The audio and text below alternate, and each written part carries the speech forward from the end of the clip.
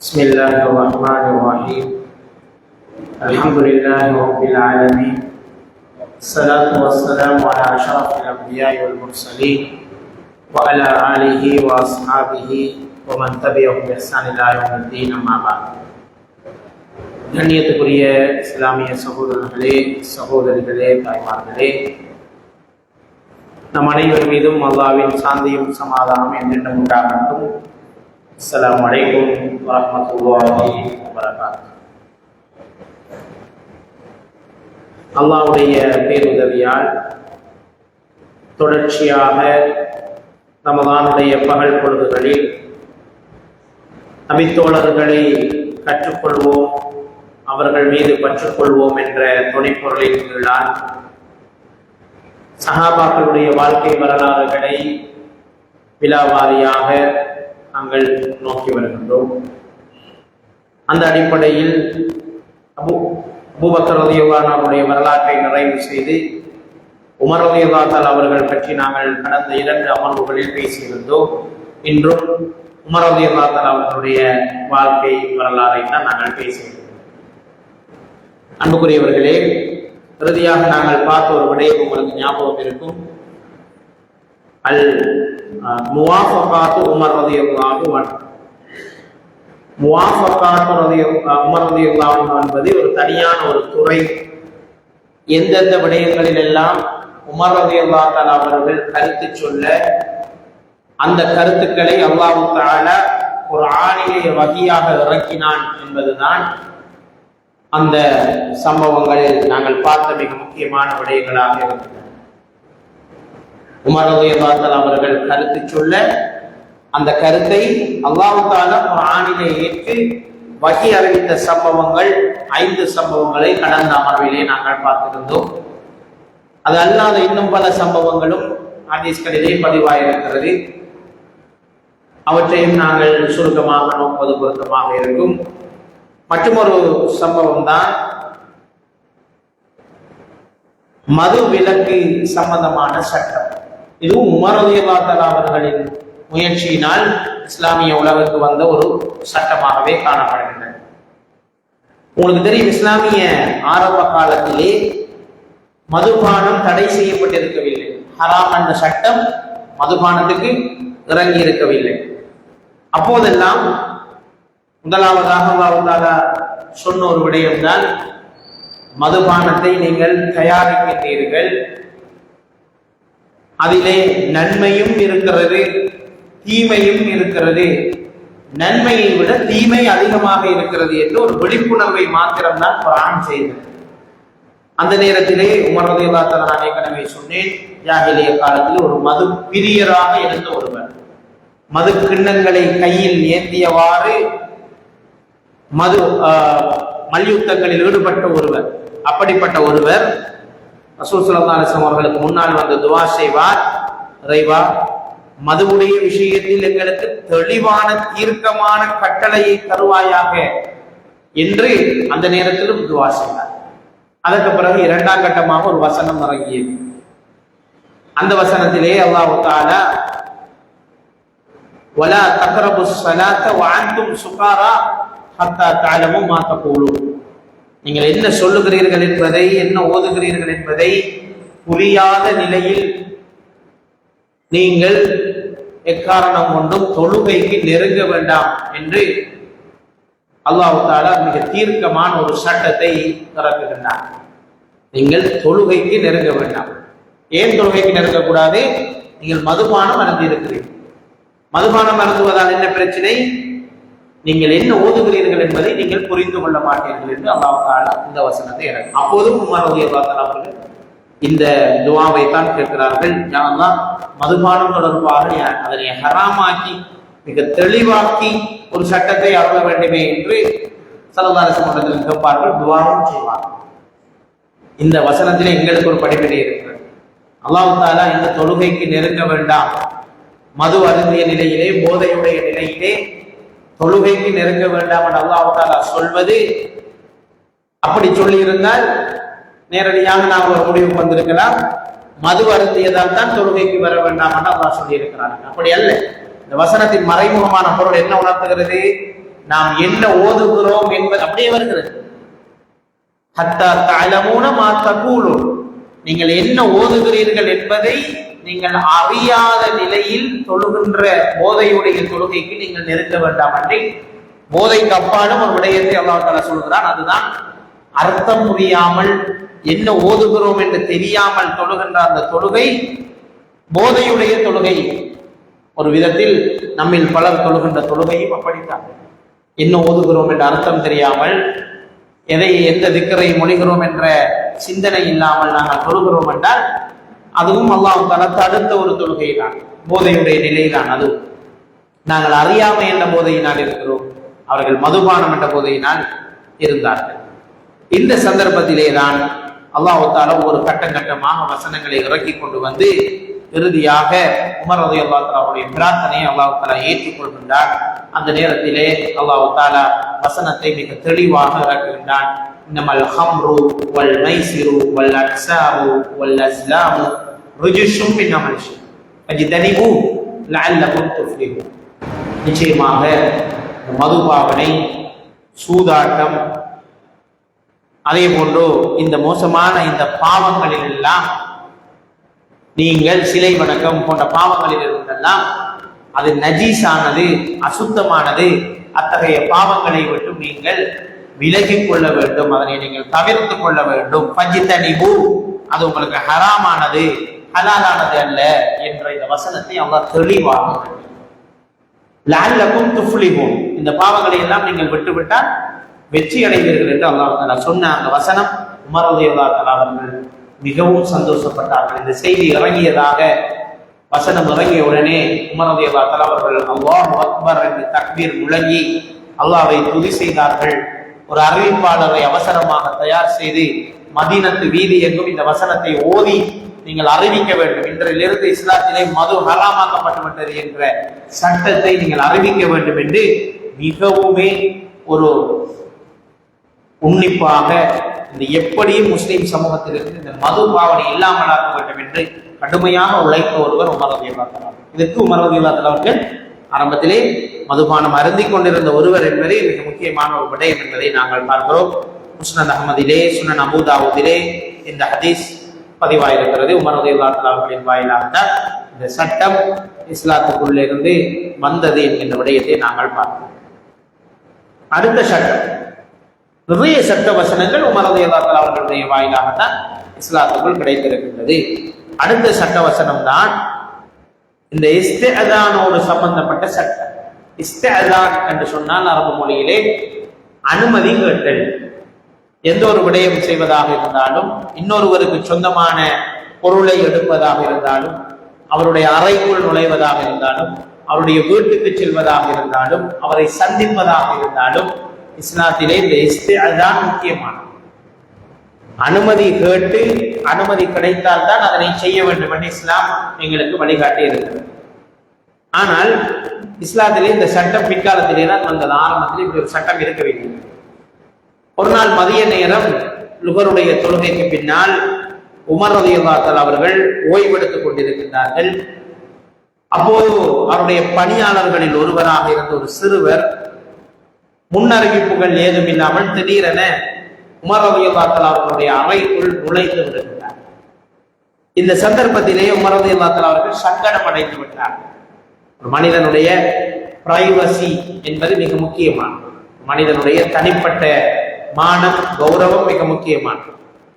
எனவேதான் உமர் ரலியல்லாஹு தஆலா அவர்கள் நினைக்கிறார்கள், இது தொடர்பாக ஒரு சட்டம் இஸ்லாத்தில் இருக்க வேண்டுமே. அனுமதி இல்லாமல் ஒருவருடைய வீட்டுக்குள் நுழைவதை தடை செய்து ஒரு சட்டம் இருந்தால் சிறப்பாக இருக்குமே, எல்லோருக்கும் இந்த சட்டம் வர வேண்டுமே என்று அவர்கள் ஆசைப்பட்டார்கள். உடனே அல்லாஹ் தஆலாவிடத்திலே அவர்கள் துஆ செய்ததோடு ரசூலுல்லாஹ்விடத்திலும் அந்த முறை இருக்கின்றார்கள். யா ரசூலல்லாஹ், இவ்வாறு ஒரு சட்டம் இருந்தால் சிறப்பாக இருக்கும் என்று தன்னுடைய கருத்தை முன்வைக்கின்றார்கள். அந்த நேரத்திலே துஆ செய்கிறார்கள், யா அல்லாஹ், இவ்வாறு திடீரென அறைகளுக்குள் நுழைகின்ற விடயத்திலே தடுக்கக்கூடிய ஒரு சட்டத்தை நீ இறக்க வேண்டுமே என்று உமர் ரலியல்லாஹு தஆலா அவர்கள் துஆ செய்கிறார்கள். அந்த நேரத்திலே தான் அல்லாஹ் தஆலா சூரத் நூரினுடைய அந்த வசனங்களை இறக்குகின்றான். அவர்களுடைய விருப்பப்படியே விசுவாசிகளே, உங்களுடைய வழக்கரம் சொந்தமாக்கி கொண்டவர்களும் உங்களில் பருவமடையாத சிறுவர்களாக இருந்தாலும் சரி, 3 நேரங்களை தவிர 3 நேரங்களிலே அவர்கள் அனுமதி இல்லாமல் அறைகளுக்குள் நுழையக்கூடாது. ஒன்று, அதிகாலை வேளையிலும் நுழையக்கூடாது, மதிய நேரத்திலும் நுழையக்கூடாது, லோகருக்கு புறம் உள்ள நேரத்திலும் நுழையக்கூடாது, இரவு நேரத்தில் நுழையக்கூடாது. இந்த 3 நேரமும் மனிதனுடைய பிரைவசிக்கான ஒரு நேரம். சில நேரம் ஆடைகள் தளர்வாக இருந்து தூங்கக்கூடிய ஒரு நேரம். ஆகவேதான் இஸ்லாம் இந்த பிரைவசி ஒழுங்கை காட்டி தருகிறது. மிக கவனமாக இந்த சட்டத்தை இஸ்லாத்துக்குள் கொண்டு வந்து சேர்ப்பதற்கு முயற்சித்தவர் உமர் ரலியல்லாஹு தஆலா அவர்கள் தான் என்பதை இமாம் இப்னு கஸீர் ரஹிமஹுல்லாஹ் அவர்கள் சொல்கிறார்கள். அதே போன்றுதான் இன்னும் ஒரு சம்பவம் பதிவாக இருக்கிறது. ஜிப்ரீல் அலைஹிஸ்ஸலாம் அவர்கள் தொடர்பாக குர்ஆனிலே இறக்கப்பட்ட ஒரு வசனம் உமர் ரலியல்லாஹு தஆலா அவர்களுடைய வாயிலாகத்தான் முஸ்லிம் சமூகத்துக்கு கிடைத்தது. ஒருமுறை உமர் ரலியல்லாஹு தஆலா அவர்கள் யூத சகோதரர்களோடு ஒரு கலந்துரையாடலை மேற்கொண்டு பேசிக் கொண்டிருக்கின்றார். யூத இனத்தைச் சேர்ந்த சகோதரர்களும் வந்திருக்கின்றார்கள். அவர்களோடு கலந்துரையாடல் போய்கொண்டிருக்கின்ற நேரம் அவர்கள் சொன்னார்கள், வானவர் ஜிப்ரீல் அலைஹிஸ்ஸலாம் அவர்களை பற்றி பேசுகின்ற போது அவர் எங்களுடைய எதிரி என்று யூதர்கள் சொன்னார். அவ்வாறு சொன்ன போது உமர் ரலியல்லாஹு தஆலா அவர்களுக்கு கோபம் வந்துவிட்டது. அல்லாஹ்விடமிருந்து வஹீயை கொண்டு வருகின்ற மிக உன்னதமான மனிதர், மிக உன்னதமான மலக்கு, வானவர் தலைவர், வானவர்களுடைய தலைவராக இருக்கக்கூடிய ஒருவர் ஜிப்ரீல் அலைஹிஸ்ஸலாம் அவர்கள். அப்படிப்பட்ட ஒரு உயர்ந்த மலக்கை நீங்கள் உங்களுடைய எதிரியாக பார்ப்பது எந்த விதத்திலும் ஏற்றமானது அல்ல என்று வாதாடுகின்றார்கள். ஆனாலும் யூதர்கள் அதனை ஏற்றுக்கொள்ளாமல் தொடர்ந்தும் ஜிப்ரீல் அலைஹிஸ்ஸலாம் அவர்களை தங்களுடைய எதிரியாக இருப்பதாக தொடர்ந்தும் சொல்லிக் கொண்டு வந்தார்கள். உடனே கோபமடைந்த உமர் ரலியல்லாஹு தஆலா அவர்கள் எழுந்து சொன்னார்கள், யார் அல்லாஹ்வுக்கும் அவருடைய மலக்குமார்களுக்கும் அவருடைய தூதர்களுக்கும் ஜிப்ரீலுக்கும் மீகாயிலுக்கும் எதிரியாக இருக்கின்றார்களோ நிச்சயமாக அல்லாஹ்வும் அப்படிப்பட்ட நிராகரிப்பாளர்களுக்கு எதிரியாகத்தான் இருக்கிறான் என்று தன்னுடைய சொந்த கருத்தை சொன்னார். இது அவருடைய சொந்த கருத்து. ஜிப்ரீல் மீகாயில் போன்றவர்களை எதிரிகளாக ஆக்கிக் கொள்வது யாருடைய பழக்கமோ அவர்களை அல்லாஹ்வும் எதிரியாக்கிக் கொள்வான் என்ற தன்னுடைய கருத்தை, சொந்த கருத்தை ஆத்திரத்திலே சொன்னார்கள். சொல்லி சில நிமிடங்கள், சில மணித்தியாலங்கள் கழித்திருக்கும். உடனே அல்லாஹ் தஆலா ஒரு குர்ஆன் வசனத்தை இறக்குகின்றான். சூரத்துல் பக்ராவிலே வரக்கூடிய 98வது வசனத்தை அல்லாஹ் தஆலா இறக்குகின்றான்.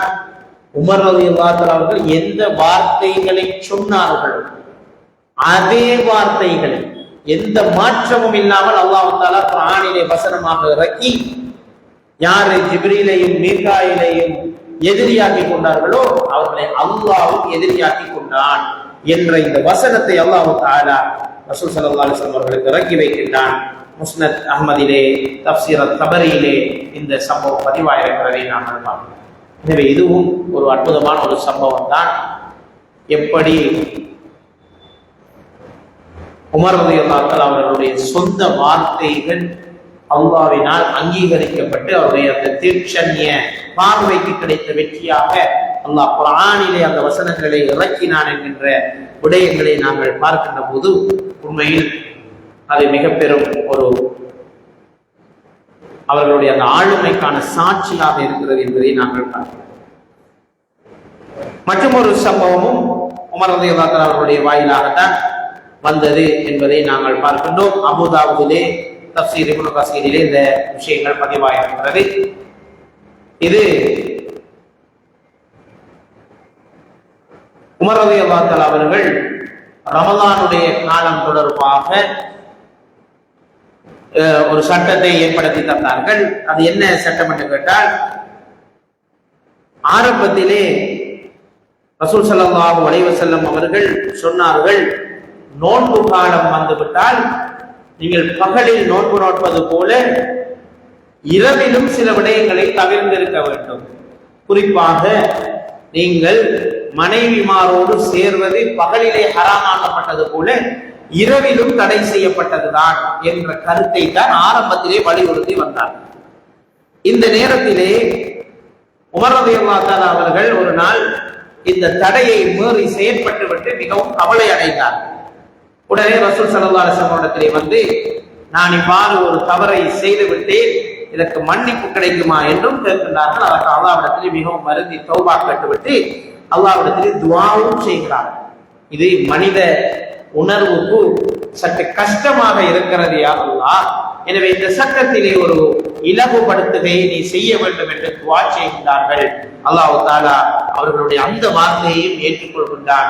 உடனே குர்ஆனிலே வரக்கூடிய சூரத்துல் பக்ராவிலே வரக்கூடிய அந்த பிரபலமான வசனம் இறக்கப்படுகிறது. உஹில்ல லகும் லைலத்துஸ் ஸியாமி ரஃபது இலா நிசாஇ. ரமலானுடைய பகல் பொழுதுகள் தான் உங்களுடைய நோன்புக்கான தடைகள் இருக்குமே தவிர இரவு பொழுதுகள் தடைக்குரிய காலம் அல்ல.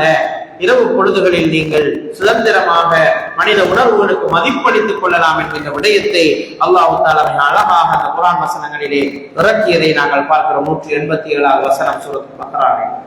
எனவே நான் இமாம் இப்னு கஸீர் ரஹிமஹுல்லாஹ் அவர்கள் இந்த வசனத்துக்கு விளக்கம் தரும்போது உமர் ரலியல்லாஹு தஆலா அவர்கள் தான் இந்த சட்டத்தை பெற்றுத் தந்தவர் என்று சொல்வதை நாங்கள் பார்க்கிறோம். எனவே இப்படி ஏராளமான விடயங்களை உமர் ரலியல்லாஹு தஆலா அவர்களுடைய வாழ்க்கையிலிருந்து நாங்கள் கற்றுக்கொள்கின்றோம். மிகவுமே சுவாரஸ்யமான, மிகவுமே நாங்கள் ஆச்சரியப்பட்டு நோக்குகின்ற அளவுக்கு அவருடைய வாழ்க்கையிலே அல்லாஹ்வோடு இருக்கின்ற அந்த நெருக்கமான உறவு இருந்திருக்கிறது என்பதை நாங்கள் பார்க்கிறோம். அதனால்தான் அல்லாஹ் அவர்களுடைய வாழ்க்கையை குர்ஆனிலே பல தடவைகளில் இடம்பெயர செய்திருக்கிறார். அவர்களுடைய துஆவை அங்கீகரித்து அதற்கு அருள் பாலித்திருக்கிறார் என்பதை நாங்கள் பார்க்கிறோம். அன்புக்குரிய சகோதரர்களே, இஸ்லாமிய கலீஃபா, இரண்டாவது கலீஃபா என்ற முறையிலே உமர் ரலியல்லாஹு தஆலா அவர்கள் செய்த சேவைகள் என்ன என்பதை நாங்கள் அடுத்து நோக்குவோம். கிறிஸ்துவுக்கு பின் 634ஆம் ஆண்டுதான் அபூபக்கர் ரலியல்லாஹு தஆலா அவர்கள் மறைகின்றார். அவர்களுடைய மரணத்தை தொடர்ந்து உமர் ரலியல்லாஹு தஆலா அவர்கள் ஆட்சியை பொறுப்பேற்றுக் கொண்டு கிட்டத்தட்ட 10 வருடங்கள் ஆட்சி செய்தார். இதுதான் இஸ்லாமிய உலகின் பொற்காலம். உமர் ரலியல்லாஹு தஆலா அவருடைய ஆட்சிதான் இஸ்லாமிய உலகத்தின் பொற்காலம் என்று வர்ணிக்கப்படுகின்ற மிக உயர்ந்த ஒரு காலமாக கருதப்படுகின்ற காலம். ஏனென்றால் இந்த 10 வருடத்துக்குள் அவர்கள் செய்த அந்த சேவை மனித குலத்துக்கே ஒரு பெரிய நாகரீகத்தை கொடுத்து விட்டு போனது. ஒட்டுமொத்த மனித சமூகத்துக்கு மிகப்பெரிய வாழ்வொழுங்கை கற்றுக் கொடுத்து விட்டு போனது. ஒட்டுமொத்த சமுதாயத்துக்கும் மனிதர்களுக்கு சேவை செய்வதென்றால் எப்படி இருக்க வேண்டும் என்பதற்கான இலக்கணத்தை கற்றுக் கொடுத்து விட்டு போன வரலாறுகளை நாங்கள் பார்க்கின்றோம். ஒட்டுமொத்த உலகமும் பிரமித்து போய் பார்க்கின்ற அளவுக்கு மிக விலாவாரியான சேவைகளை உமர் ரலியல்லாஹு தஆலா அவர்கள் செய்திருக்கிறார்கள் என்பதை நாங்கள் பார்க்கிறோம். அதிலே விரல் விட்டு எண்ணக்கூடிய சில விடயங்களை மாத்திரம் நாம் இங்கே தெளிவுபடுத்துகின்றோம். முதலாவது அவருடைய சேவை தான் பொருளாதார சீர்திருத்தம். உமர் ரலியல்லாஹு தஆலா அவருடைய காலத்திலே தான் இந்த பொருளாதார சீர்திருத்தம் உருவாகின்றது. அபூபக்கர் ரலியல்லாஹு தஆலா அவருடைய காலத்திலே நான் சொன்னேன், பொது நிதியை கையாள்வதற்கென்று ஒரு செட்டப் உருவாக்கப்பட்டது. ஆனால் அதற்கு பைத்துல் மால் என்ற பெயர் சூட்டப்படவும் இல்லை. அதை நிர்வகிப்பதற்கென்று முறையான ஒழுங்குகள் எதுவும் இருக்கவில்லை. சேமிப்புகள் பெரிய அளவில் இருக்கவில்லை. சேர்க்கப்பட்ட ஜகாத்துடைய வருமானத்தை சேர்த்து உடனே பங்கீடு செய்தார். இதுதான் நடந்து வந்தது. ஆனால் உமர் ரலியல்லாஹு தஆலா அவர்களுடைய காலத்தில் இருந்த பைத்துல் மால் செட்டப்பை நீங்கள் பார்க்கின்ற போது அது மிக முக்கியமான ஒரு பெரிய, இன்றைக்கு இருக்கிற கிட்டத்தட்ட ஒரு பெரிய பேங்க் எவ்வாறு இயங்குமோ அதை விட ஒரு நுணுக்கமான அளவிலே அது இயங்கி இருக்கிறது என்பது மிகவும் ஆச்சரியமான விடயமாக இருக்கிறது. பொதுத்துறை சேரி பைத்துல் மால் என்ற ஒரு பெயரை அவர்கள் உருவாக்குகிறார்கள். அந்த நேரத்தில் உங்களுக்கு தெரியும், சில நாடுகள் வெற்றி கொள்ளப்பட்டு உமர் ரலியல்லாஹு தஆலா அவருடைய காலத்திலே பாரசீக பேரரசு, ரோம பேரரசு எல்லாம் இஸ்லாமிய ஆட்சிக்கு கீழே வீழ்ந்து விடுகின்றன. அவ்வாறு இஸ்லாமிய ஆட்சிக்கு கீழே வீழ்ந்திருந்த ரோம பாரசீக ஆட்சியிலே நிறைய வருமானங்கள் இஸ்லாத்துக்கு கிடைக்க ஆரம்பித்தது. அதிலேதான் முக்கியமாக ஜிஸ்யா என்கின்ற வரி, ஜிஸ்யா என்கின்ற வரியை அறிமுகப்படுத்தினார். ஜிஸ்யா என்றால் என்ன? இஸ்லாமிய ஆட்சிக்கு கீழ் முஸ்லிம் அல்லாத ஒருவர் தாராளமாக சுதந்திரமாக வாழலாம். அதற்கு இஸ்லாத்திலே தடை கிடையாது. அவருடைய மார்க்கத்தை அவர் பின்பற்றலாம். அவருக்கு தேவையான விடயங்கள் அனைத்தையும் அவர் செய்து கொள்ளலாம். அவர்களுக்கான வணக்க ஸ்தலங்களை அவர்கள் கட்டிக்கொள்ளலாம். அவர்களுடைய பணிகளை அவர்கள் செய்வதற்கு இஸ்லாத்திலே எந்த விதமான தடையும் கிடையாது என்பதை நாங்கள் பார்க்கிறோம். இது இஸ்லாத்திலே இருந்த ஒரு மிக முக்கியமான ஒரு விடயம். ஆனால் ஒரே ஒரு நிபந்தனை, அவர்கள் நாங்கள் இஸ்லாமிய ஆட்சிக்கு கீழ் வாழுகிறோம் என்பதற்கு இஸ்லாமிய கலீஃபாவுக்கு கட்டுப்பட்டு ஆள் வரி செலுத்த வேண்டும். அதான் ஜிஸ்யாவுடைய வரி. அந்த வரியை செலுத்திட்டாங்க என்றா அவங்க முழுமையாக இஸ்லாமிய ஹிலாபத்தின் பாதுகாப்பு இருப்பார். அவர்களுடைய யுத்தம் செய்யப்பட மாட்டாது, அவருடைய மதத்துக்கு எந்த தடையும் விதிக்கப்பட மாட்டாது. இப்படி ஒரு முழுமையான சமய உரிமையை உலகத்திலே முதலாக வழங்கியது இஸ்லாமிய ஆட்சியாளர்கள் தான். அதுக்கு முதலெல்லாம் உலகத்தில் செட்டப் என்ன, ஆட்சி செய்பவர்களின் சமயத்தில் தான் ஆளப்படுபவர்களும் இருக்க வேண்டும். இல்லை என்றால் அவர்களுக்கு கடுமையான அடக்குமுறைகள் பிரயோகிக்கப்பட்டது. ஆனால் இஸ்லாம் அப்படி ஒரு நிர்பந்தமும் சொல்லவில்லை. மார்க்கத்திலே நிர்பந்தம் கிடையாது. எனவே தாராளமாக நீங்கள் உங்களுடைய மார்க்கத்தை பின்பற்றிக் கொள்ளலாம். நீங்க விரும்பினா இஸ்லாத்தை ஏற்றுக்கொள்ளலாம். இஸ்லாமிய சட்டம் அவர்களுக்கு நடைமுறைப்படுத்தப்படுமா? பொது சட்டம் தான் நடைமுறைப்படுத்தப்படுமே தவிர குறிப்பான விடயங்களில் அவர்களுக்கு இஸ்லாமிய சட்டமும் விநியோகிக்கப்பட மாட்டார். உதாரணமாக ஒரு ஹராமான பொருளை அவர் சாப்பிடுகிறார் என்றால் அது அவருக்கு தடை கிடையாது. இஸ்லாமிய ஆட்சிகளே அவர் சாப்பிடலாம். முஸ்லிம்களுக்கு தான் அதற்கு தடை இருக்கிறது. அவை இவ்வாறு பொதுவான சட்டங்களில் மாத்திரம்தான் அவர்கள் இஸ்லாமிய சட்டத்துக்கு வந்தார்கள். தாராளமாக அவர்கள் இவ்வாறு இந்த ஜிஸ்யாவை செலுத்திவிட்டு தாராளமாக அவர்கள் விரும்பிய மாதிரி இஸ்லாமிய ஆட்சிகளே வாழ்ந்து கொள்ளலாம் என்கின்ற முறை சொல்லப்பட்டது. இரண்டாவது ஒரு வருமான முறையை அவர்கள் ஏற்படுத்தினார்கள், ஹராஜ் என்கின்ற ஒரு வரி. ஹராஜ், ஹராஜ் என்று சொன்னால் நிலவரி. நிலவரிகளை அறிமுகப்படுத்தியது உமர் ரலியல்லாஹு அன்ஹு அவர்கள் தான். ஹராஜ் வரி என்கிற ஒரு வரியை அறிமுகப்படுத்தினார்கள். இந்த வரி மூலமாக ஏராளமான நிலம், நான் சொன்னேன், மிக பிரமாண்டமான நிலம் பரப்பு இஸ்லாமிய சாம்ராஜ்யத்துக்கு சொந்தமாக இருக்கிறது. நீங்கள் தாராளமாக அதிலே விவசாயம் செய்து கொள்ளலாம். உங்களுடைய நிலத்தை இஸ்லாமிய அரசாங்கம் சுவீகரிக்காது. இஸ்லாமிய அரசு ஹிலாபத் உங்களுடைய நிலத்தை ஆக்கிரமிக்காது. இது எவ்வளவு பெரிய நிம்மதி அந்த மக்களுக்கு. அந்த மக்கள் பெரிய நிம்மதியோடு இருந்தார்கள். நம்முடைய நிலத்தை அரசாங்கம் ஆக்கிரமிக்காது. உங்களுக்கு தெரியும், இலங்கையில பிரித்தானியர் ஆட்சி காலத்தில் 1740களில் உங்களுக்கு தெரியும், இலங்கையில் ஒரு சட்டம் கொண்டு வரப்பட்டது. தரிசு நில சட்டம் அப்படிங்கிற ஒரு சட்டத்தை பிரித்தானியர்கள் கொண்டு வந்தார்கள். அது உண்மையில் ஏன் கொண்டு வந்தார்கள் என்றால் சூழலை பாதுகாக்க வேண்டும் என்ற நோக்கத்தில் கொண்டு வரப்படவில்லை. நிலங்கள் எல்லாம் தரிசடைகிறது, எனவே அதை பாதுகாப்பு நோக்கத்தை கொண்டு வரவில்லை. பிரித்தானியர்கள் தங்களோட வருமானத்தை அதிகரித்துக் கொள்வதற்கு பெருந்தோட்டங்களை ஆரம்பிக்க வேண்டும். பெருந்தோட்டங்களை ஆரம்பிப்பதாக இருந்தால் அதுக்கு நிலம் வேண்டும். மக்கள்கிட்ட போய் நிலம் கேட்டா யாரும் தரப்போறா? ஒருத்தரும் தரமாட்டான். எனவே ஒரு சட்டத்தை கொண்டு வந்தார்கள். அப்போது இருந்த பிரித்தானிய ஆளுநர் ஸ்டுவர்ட் மெக்கன்சி என்று சொல்லக்கூடிய ஒரு ஆளுநர் தான் சட்டத்தை கொண்டு வந்து 30 வருட ஆவணம் இல்லாத எல்லா நிலங்களையும் அரசாங்கம் சுவீகரித்தது. அந்த காலத்துல பெரிய அளவுல ஆவணங்கள் பண்ணி இருக்க மாட்டாங்க, வரி கட்டி இருக்க மாட்டாங்க, நிலத்தை பதிவு செஞ்சிக்க மாட்டாங்க. ஆனா காலங்காலமா பரம்பரை அவங்க அனுபவிச்சு வந்திருப்பாங்க. அந்த நிலத்தை எல்லாம் அரசாங்கம் சுவீகரித்து தான் இந்த பெருகிற நிறைய ஸ்டேட் உருவாக்கப்பட்டது. அந்த காலத்தில் அதுக்கு எதிராக நிறைய போராட்டங்கள்லாம் இலங்கையில் நடந்தது. இது உலக வரலாற்றுல எல்லா நாடுகளிலும் நடந்திருக்கிறது. ஆட்சியாளர்கள் தங்களுக்கு நிலம் தேவை என்றால் சட்டங்களை போட்டு மக்களோட நிலத்தை அப்படி ஆக்கிரமிக்கிற செட்டம் உலகமெல்லாம் இருந்த ஒரு செட்டம். ஆனா இஸ்லாமிய ஹிலாபத்துல மாத்திரம் தான் நீங்க இந்த பியூட்டியை பார்க்கலாம். என்னென்னா எந்த ஒரு நிலத்தையும் அரசாங்கம் சுவீகரிக்கவில்லை. மாற்றமாக சொன்னார்கள், நீங்கள் உங்களோட நிலம் உங்களுக்கு தான், நீங்களே விவசாயம் செய்யுங்க. ஆனால் அதில் ஒரு பகுதியை டெக்ஸ் கட் இஸ்லாமிய அரசாங்கத்துக்கு எங்கட பராமரிப்பு விளைக்கிறதுக்காக, எங்கட பாதுகாப்பு விளைக்கிறதுக்காக வரி செலுத்துங்க என்று சொல்லி கொண்டு வந்த வரி தான் ஹராஜ் வரி. நம்ம இஸ்லாமிய உலகத்துல அறவிடப்பட்ட 2 முக்கியமான வரிகள் இதுதான். ஒன்று ஜிஸ்யா என்கின்ற வரி, அது ஆள் வரி. இஸ்லாமிய ஆட்சிக்குள்ள நான் பாதுகாப்பாக வாழப் போகிறேன் என்பதற்கு உடன்படிக்கை செய்து கொள்வதற்காக வருடா வருடம் ஒவ்வொரு தனி மனிதனும் கட்ட வேண்டிய ஒரு வரி. இது ஜிஸ்யாவுடைய வரி. ஹராஜுடைய வரி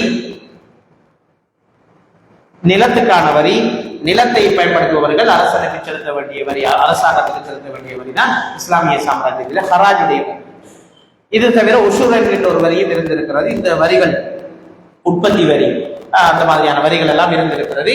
இவ்வாறு வரி சட்டத்தை கொண்டு வந்ததன் மூலமாக இஸ்லாமிய உலகத்துக்கு நிறைய வருமானம் வர தொடங்கிவிட்டது. இதெல்லாம் இல்லை ரசூலுல்லாஹ் காலத்திலும் இல்லை, அபூபக்கர் ரலியல்லாஹு அவர்களுடைய காலத்திலும் இல்லை. உமர் ரலியல்லாஹு அவர்களுடைய காலத்திலே ஒவ்வொரு கிராமிய நிர்வாகங்கள் இருந்தது. கிராமிய நிர்வாகங்கள் எல்லாம் நிறைய நிதி சேகரிக்கப்பட்டுக் கொண்டிருக்கிறது. உதாரணத்துக்கு நீங்க பாத்தீங்கன்னா பஹ்ரைனிலே அப்போது ஆளுநராக இருந்தவர் அபூ ஹுரைரா ரலியல்லாஹு அவர்கள். நம்முடைய ஹதீஸ் அறிவிப்பாளர் அபூ ஹுரைரா ரலியல்லாஹு அவர்கள் தான் பஹ்ரைனுக்கு ஆளுநராக நியமிக்கப்பட்டிருந்தார். அவர் நல்ல முறையில் அந்த நிர்வாகங்களை செய்து கொண்டு கிட்டத்தட்ட ஒரு மாசம் 5 லட்சம் திர்ஹம்களை சேர்த்திருந்தால் அரச வருவாயா அவர் ஏரியால மட்டும், பஹ்ரைன்ல மட்டும் 5 லட்சம் திர்ஹம். அந்த காலத்துல அது இவ்வளவு பெருமதியாக யோசிப்பார். சேர்த்து அதை அரசாங்கத்துக்கு அனுப்பி வைக்கிறேன் எங்கட பகுதி. இப்படி ஒவ்வொரு ஆளுநர்களும் அனுப்ப தொடங்கி விட்டார்கள். அனுப்ப தொடங்கினால் உமர் ரலியல்லாஹு அவர்களுக்கு பெரிய ஒரு இஷ்யூவா போயிட்டு என்னன்னு சொன்னால், இதை எப்படி நாங்க முகாமை செய்யணும்? இவ்வளவு பெரிய நிதி வந்து கொண்டே இருக்குது, இந்த நிதியை சரியா கையாளணும், இந்த மக்களுக்கு சரியா போய் சேரணும், மக்களுக்கு இந்த சேவைகளை சரியா கொண்டு போய் சேர்க்கணுமாக இருந்தால் நாங்கள் எப்படி இதனை கையாள்வது என்று சொல்லி போட்டுதான் உடனே தன்னுடைய ஆலோசகர்கள் எல்லாம் அழைத்து சொல்கின்றார்கள், இதை என்ன செய்வது? உடனே எல்லா ஆலோசகர்களும் சொல்கிறார்கள், நீங்க இது ஒரு பொது அமைப்பாக கொண்டு வாங்க என்று சொல்லி ஆலோசனை சொன்ன உமர் ரலியல்லாஹு அவர்கள் பைத்துல் மால் என்கின்ற ஒன்றை கொண்டு வந்து அதிலே அதற்கு களஞ்சிய சாலைகளை அமைத்து உலகத்துமெல்லாம் இருந்து வரக்கூடிய அந்த சொத்துக்களை எல்லாம் சேமித்து ஜகாத்தையும் மேலதிகமான ஜகாத்தை சேமித்தது உமர் ரலியல்லாஹு அவர்கள். அபூபக்கர் சேமிக்கல, உடனே கொடுத்தான். உமர் ரலியல்லாஹு சொன்னாங்க, தேவைக்கு தான் கொடுப்போம், தேவை ஏற்படும் போது நான் விநியோகிப்பேன் என்று சொல்லி அதையும் சேர்த்தான். மேலதிகமான இந்த நீண்ட காலம் ஜகாத்துடைய பணத்தை சேமித்து வைக்கல, அந்த வருடத்திலே தேவையான பருவங்களுக்கு அதை விநியோகித்துக் கொண்டிருந்தார்கள். ஏனைய வருமானங்களை தேக்கி வைத்து சேமித்து வைத்து தேவைக்கேற்ப செலவழித்துக் கொண்டிருந்தார்கள். அதனை பாதுகாப்பதற்கென்று காவலர்களை நியமித்தார்கள், அதனை பதிவு செய்வதற்கென்று அதிகாரிகளை நியமித்தார்கள். ஒரு கிட்டத்தட்ட ஒரு பேங்கிங் சிஸ்டம் தான். எங்கிருந்து வருதுன்னா அதுக்கு பதிவு, எங்கிருந்து போகுது அதுக்கு பதிவு, எல்லாத்தையும் ஒரு நிர்வாகம். இன்றைக்கு இருக்கிற இந்த மாடர்ன் அட்மினிஸ்ட்ரேஷன் செட்டப் உலகத்துல ஒழுங்கா செய்யப்பட்டது உமர் ரலியல்லாஹு அவருடைய ஆட்சி காலத்தில். அங்கிருந்துதான் மேற்கத்திய உலகமே இதையெல்லாம் கண்டுபிடிச்சு ஒழுங்குபடுத்திக் கொண்டார். ஆகவே இப்படியான ஒரு பைத்துல் மால் சிஸ்டத்தை முதல்ல உலகத்தில் அறிமுகப்படுத்தினது உமர் ரலியல்லாஹு அன்ஹு. இரண்டாவது விஷயம், இன்னைக்கு இருக்கிற இந்த டாக்குமெண்டேஷன் சிஸ்டம்.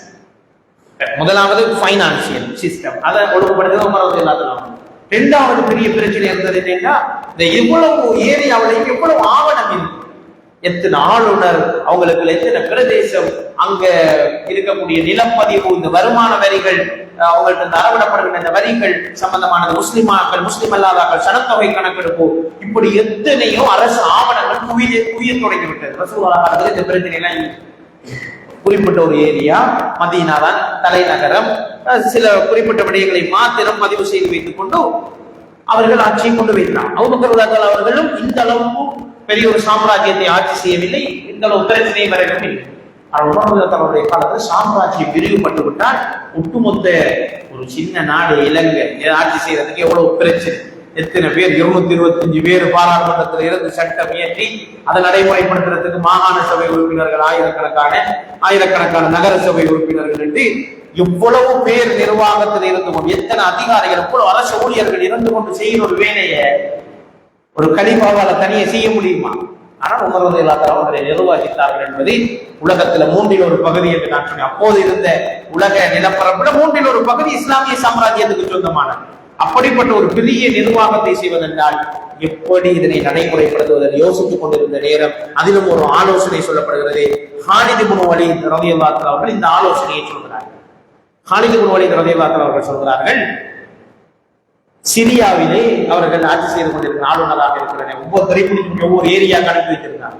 அங்கிருந்து ஹாலித் இப்னு வலீத் ரலியல்லாஹு அவர்கள் சொல்றது, இங்க ஒரு சிஸ்டம் ஒன்றிலேயே பாரசீகர்கள் முதல் பயன்படுத்துகிற ஒரு சிஸ்டம் தான் இந்த தீவான் என்கின்ற ஒரு கல்ச்சர். தீவான் என்று சொன்னால் இந்த டாக்குமெண்டேஷன், ஏடுகளை பதிவு செய்து அதுக்கு ஒரு நம்பர் சிஸ்டம் எல்லாம் கொடுத்து பெரிய மொடர்ன் சிஸ்டம் இதையெல்லாம் கொடுத்து அதனை ஒழுங்குபடுத்தி ஆவணங்களை ஒழுங்குபடுத்துகின்ற நிர்வாக முறை இருக்கிறது. ஆனா சின்ன லெவல்ல இருக்கிறது என்று உமர் ரலியல்லாஹு அவர்களுக்கு அதனை அறிமுகப்படுத்தி ஆலோசனை சொன்னபோது உமர் ரலியல்லாஹு அவர்கள் தீவான்களை உருவாக்கி, தீவானுக்கு அதிகாரிகளை உருவாக்கி, அந்த டாக்குமெண்டேஷன் சிஸ்டத்தை அழகான முறையிலே கொண்டு வந்து பதிவேடுகளை அறிமுகப்படுத்தி அழகாக செஞ்சு கொண்டு போறாங்க. இது இரண்டாவது பெரிய நிர்வாகம்.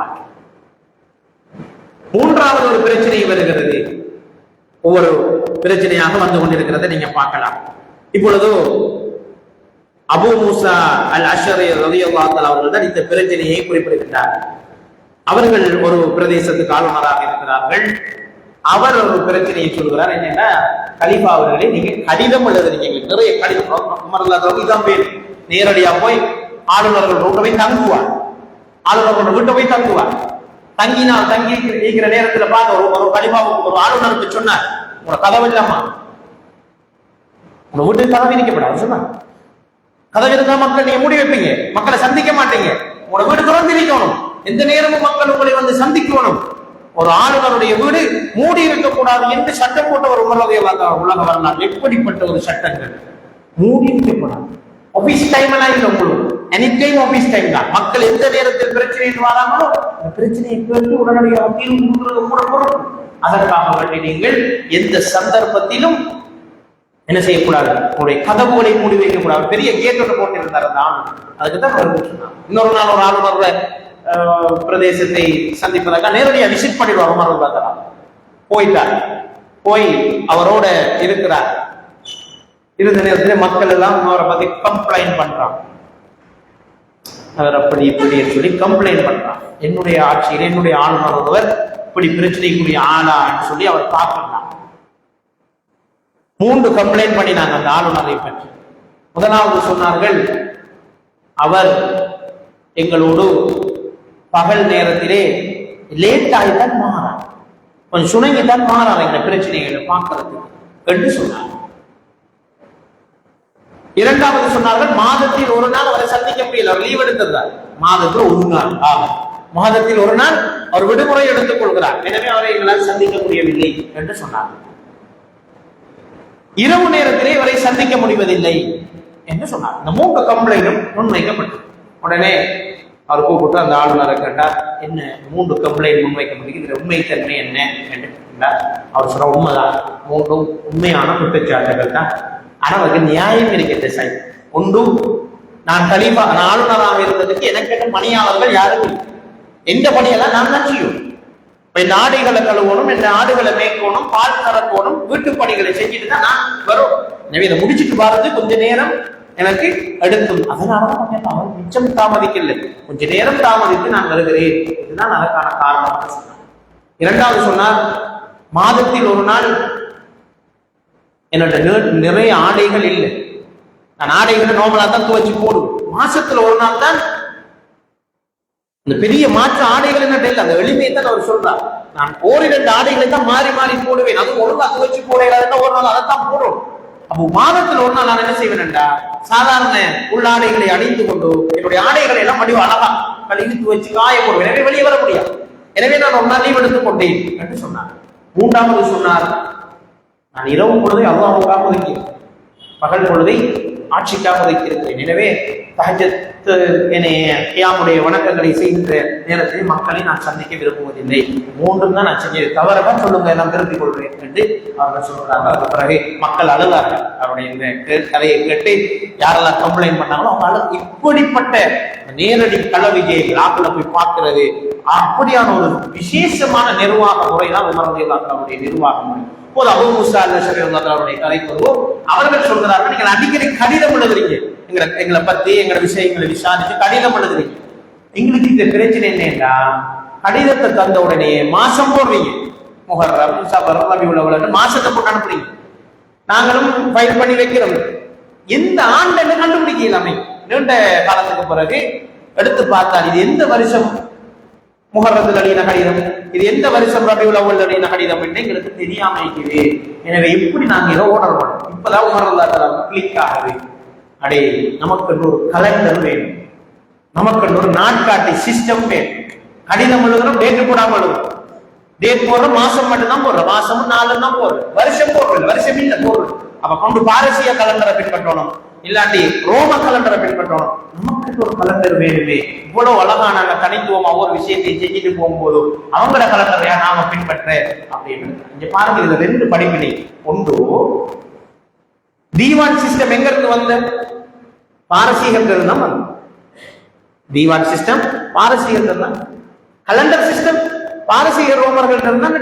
இதுல இருந்து ரெண்டு முக்கியமான படிப்பினை. ஒன்று, நல்ல விஷயங்கள் மாற்று மதத்தவர்கள்ட்ட இருந்தாலும் நல்ல விடயங்கள், நல்ல நடைமுறைகள் இருந்த மார்க்க விஷயங்கள் அல்ல, பொதுவான விஷயங்கள்ல நடைமுறை விடயங்கள்ல மாற்று மதத்தவர்கள்ட்ட இந்த மாதிரி விடயங்கள் இருந்தால் அதனை முன்மாதிரியாக எடுத்துக்கொள்வது, அதனை ஒரு மாடலாக எடுத்துக்கொள்வது மார்க்கத்தில் தடை கிடையாது. இது அவர்களை பின்பற்றுவதாக அமையாது. சிலர் பிள்ளையாக இந்த விடங்களுக்கு விளக்கங்கள் சொல்வதை நாங்க பார்க்கணும். உதாரணமாக ஒருவர் ஜனவரி மாதத்தின்படி தன்னுடைய பிறந்த தினத்தை கணக்கெட்டுக் கொள்வது விதஅத்தா என்று கேட்டால் நிச்சயமாக கிடையாது. ஒரு நாட்டினுடைய நடைமுறையில் எந்த கலண்டர் இருக்கிறதோ அந்த கலண்டர்ல தான் ஒருவர் தன்னுடைய விடயங்களை பதிவு செய்து கொள்ள வேண்டும். இது இஸ்லாத்துக்கு முரணான ஒரு செயல் கிடையாது. அதே போல நீங்க பிறந்த டேட்டை கேட்டா பிப்ரவரி 2 சொல்லுவீங்க, முஹர்ரம் தானே நீங்க சொல்லணும், யாரும் கேட்கிற இல்லை. அப்படி கேட்க முடியாது, அது அறிவுபூர்வமானது அல்ல. ஏனென்று சொன்னால் நல்ல விடயங்கள் யாரிடமிருந்து வந்தாலும் அதனை அங்கீகரித்துக் கொள்ளலாம் என்பதற்கு உமர் ரலியல்லாஹு அன்ஹு இந்த விடயங்கள் தான் ஆதாரமாக இருக்கிறது. இது மார்க்க விஷயத்தில், மார்க்க விஷயத்தில் எங்களுக்கு ரசூலுல்லாஹி ஸல்லல்லாஹு அலைஹி வஸல்லம் தான் முன்மாதிரி. உலகளாவிய நடைமுறை சார்ந்த நிர்வாகம் சார்ந்த பணிகளிலே நல்ல நடைமுறைகள் எங்க இருக்கிறதோ அது இஸ்லாத்துக்கு முரணில்லை என்றால் அதனை பின்பற்றலாம், அதனை முன்மாதிரியாக எடுத்துக் கொள்ளலாம். ஆனால் இன்னொரு படிப்பினை இருக்கிறது. அதுதான் இந்த கலண்டருடைய விஷயத்தில் உமர் ரலியல்லாஹு அன்ஹு நினைச்சிருந்தா என்ன செஞ்சுக்கலாம்? பாரசீக கலண்டரையே பின்பற்றிக்கலாம், ஒரு பிரச்சனையும் இல்லை. நடைமுறையில் இருக்கிறதா அவங்க கலண்டர் தான், அந்த கலண்டர் முறையை பின்பற்ற. ஆனா என்ன யோசிச்சாங்க? யுனிக்கா நீங்க அவங்களோட மாடல் எடுப்போம், பிரச்சனை இல்லை. ஆனால் எங்களுக்கு ஒரு கலண்டர் நாங்க தனித்துவமானோம், இஸ்லாமிக் கல்ச்சர் ஒன்று இருக்கும். எனவே உமர் ரலியல்லாஹு அன்ஹு அவர்கள் நாட்காட்டியோட உருவாக்கணும், என்ன செய்வோம்னு சொல்லி ஒரு ஆலோசனை கூட்டம் நடத்துறாங்க. சஹாபாக்கள் எல்லாம் ஒரு ஆலோசனை சொல்றாங்க. ஒரு ஆள் சொன்னாரு, ரசூலுல்லாஹ்வோட மௌத் எடுப்போம், ரசூலுல்லாஹ்வோட பிறப்பு எடுப்போம், ரசூலுல்லாஹ் வாழ்க்கை நடந்த பத்ர் யுத்தத்தை எடுப்போம், முஹத் யுத்தத்தை எடுப்போம். நல்ல சம்பவங்கள், ஒவ்வொரு சம்பவங்களையும் சொல்றாங்க ஒவ்வொருத்தர். அப்போது அலி ரலியல்லாஹு அன்ஹு அவர்கள் உட்பட இன்னும் சில முக்கியமான சஹாபாக்கள் சொன்ன ஒரு ஆலோசனை தான், இல்ல இல்ல சத்தியத்தையும் அசத்தியத்தையும் சித்தியா பிரிச்சது எது தெரியுமா? ஹிஜ்ரத். ஹிஜ்ரத் மட்டும் நிகழ்ந்து நாம மதீனாவுக்கு வரலேண்டா சத்தியம் அழிஞ்சே போயிருக்கு, அசத்தியம் வாழ்ந்திருக்கு. சில நேரம் அல்லாஹ் தஆலா எங்களுக்கு சத்தியத்தை வெற்றி கொள்ள செய்தது ஹிஜ்ரத்தின் மூலமாக. எனவே ஹிஜ்ரத்தை அடிப்படையாக கொண்டுதான் இஸ்லாமிய நாட்காட்டி முறை உருவாக்கப்பட வேண்டும் என்ற கருத்தை சொன்ன போது உமர் ரலியல்லாஹு அன்ஹு அவர்கள் அதனை ஏற்றுக்கொண்டார்கள். உடனே இது எல்லாத்தையும் விட முக்கியமான ஒரு நிகழ்வு தான் ஹிஜ்ரத். ஹிஜ்ரத்திலிருந்து நம்முடைய நாட்காட்டி ஆரம்பமானது. ரசூலுல்லாஹ் ஹிஜ்ரி போன வருஷம் முதலாம் வருஷம். கடிதத்துக்கு எல்லாருக்கும் தலைப்பு போடும், ரசூலுல்லாஹ் ஹிஜ்ரத்துக்கு பிறகு எத்தனை வருஷத்துல இது எழுதப்பட்ட கடிதம், இது எத்தனையாம் ஆண்டு எழுதப்பட்ட, அபூபக்கர் ரலியல்லாஹு அன்ஹு ஹிஜ்ரி எத்தனையாம் ஆண்டு, நான் ஆட்சிக்கு வந்தது ஹிஜ்ரி எத்தனையாம் ஆண்டு, எல்லாத்தையும் ஹிஜ்ரி நாட்காட்டி முறைக்கு கன்வெர்ட் பண்ணி டேட் எல்லாம் புதுப்பிக்க அந்த ஆவணங்களை எல்லாம் ஒழுங்குபடுத்த தொடங்கினான். அதுக்கு உருவாக்கப்பட்டதான் இந்த ஹிஜ்ரி கலண்டர். இன்னைக்கு நாம வெறும் புறவாக்குறதுக்கு மட்டும் பயன்படுத்திட்டு ஹிஜ்ரி நாட்காட்டியை நாம் என்னதுக்கு பயன்படுத்திட்டு இருக்கிறோம்? இது எப்ப பாக்குறேன், ஒன்று கல்யாண காட்சியில டேட் போடுறதுக்கு பாக்குறேன். ஹிஜ்ரியை நாம் எப்ப பயன்படுத்துறேன்? ரெண்டு விஷயம் தான் பயன்படுத்துறேன். ஒன்று கல்யாண காட்சி அடிக்கும் போது டேட்டை நான் போட்டு பிக்ஸ் பண்றேன், இந்த கலண்டர் படிதான் போட்டுட்டு சரகுக்கு போடுறேன்னு சொல்லுவாங்க, அதுக்கு பாக்குறேன் அது என்ன டேட் ஹிஜ்ரி ரெண்டு மட்டும் பார்த்து பிரக்கெட்டுக்குள்ள அதை போடுறேன், அது பிரக்கெட்டுக்காக போடுறேன். ஹிஜ்ரி நிகழும் ஹிஜ்ரி 1400 இத்தனை சொல்லி போட்டு டேட்டை போட்டு போடுறேன். மற்றபடிக்கு அதுல நான் ஒன்றுமே செய்யுது. ரெண்டாவது, ரமலான் மாசம் வந்தா கொஞ்சம் ஒரே பார்க்கறதுக்கு அந்த ஹிஜ்ரி எப்ப வருது, ஹிஜ்ரி கலண்டர்ல ரமலான் எப்ப வருது, மற்ற மாசத்தை பார்க்கறீங்க, மற்ற மாதங்களுக்கு பிற பார்க்கறதுக்கு முக்கியத்துவம் கொடுக்குறேன் இல்ல. ஜம்மியத்துல அப்புறம் கண்ணை அறிவிச்சாலும் யாரும் யோசிக்கிறேன் இல்லை, பிற சம்பந்தமா யாரும் சட்டை பிடிக்கிறேன் இல்லை, மற்ற மாசத்தை ஆரம்பிக்கிற சம்பந்தமா இது சர்வதேசமா தேசமா பிராந்தியமா கணிப்பிட்டு முறையா ஒரு தெரிஞ்ச பிடிக்கும். பெருநாள் வருதா அங்க மட்டும் ஹிஜ்ரி நாட்காட்டி முறைப்படி நாங்கள் வாழ்ப்போம். இது நம்முடைய நடைமுறையில் இருக்கிற விஷயம். ஆனால் ரசூல் ஸல்லல்லாஹு அலைஹி வஸல்லம் காலத்தில் இருந்து நாட்காட்டி முறை ஒன்று பின்பற்றப்பட்டுதான் இருக்கிறது. ஆனால் ஒழுங்குபடுத்தப்படவில்லை.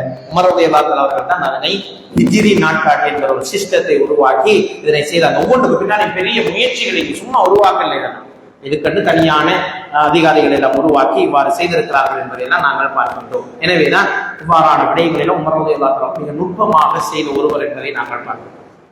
அடுத்த முக்கியமான ஒரு விடயம் தான் உமர் ரலியல்லாஹு அன்ஹு அவர்களுடைய வாழ்க்கையிலே நாங்கள் காணக்கூடிய அவருடைய சேவைகளிலே முக்கியமான ஒரு விஷயம் தான் இந்த சோசியல் வெல்ஃபேர் என்கிற விஷயத்திலே மிக கூடுதல் கவனம் செலுத்தின ஒரு ஆட்சியாளர் உமர் ரலியல்லாஹு அன்ஹு. அதை பற்றி உங்களுக்கு ஏற்கனவே சொன்னேன். நான் சொன்ன கூற்று யூப்ரட்டிஸ் டைகிரிஸிலே ஒரு நாய் பசியால் செத்து போனாலும் அதை பற்றி நான் விசாரிக்கப்படுவேன் என்று சொல்ற இந்த தைரியம் எல்லா அரசியல்வாதிகளையும் வந்துட்டாங்கன்னா மாஷா அல்லாஹ் ஒரு பிரச்சனை.